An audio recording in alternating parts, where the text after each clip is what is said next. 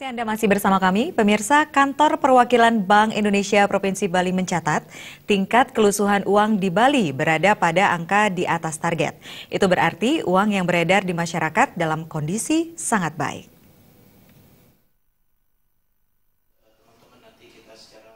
Berdasarkan pantauan KPW Bank Indonesia Provinsi Bali, tingkat kelusuhan uang atau soil level di Bali berada pada level 13, sedangkan target kelusuhan uang ada di kisaran 9 hingga 10.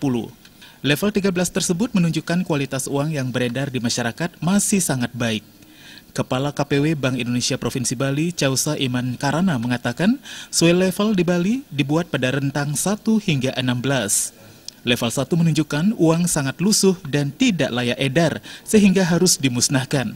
Sedangkan level 16 merupakan uang yang baru diedarkan, sehingga kondisinya masih sangat baik.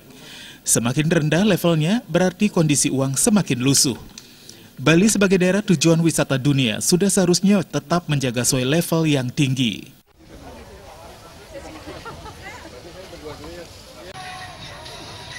Pihak Bank Indonesia mengimbau masyarakat agar tidak merusak uang dengan mencoret, meremas, ataupun merobek sehingga kondisi uang yang beredar tetap layak dan tidak lusuh. BI juga rutin menggelar kas keliling berupa penukaran uang lusuh di tempat-tempat keramaian. Darmawan Bali TV.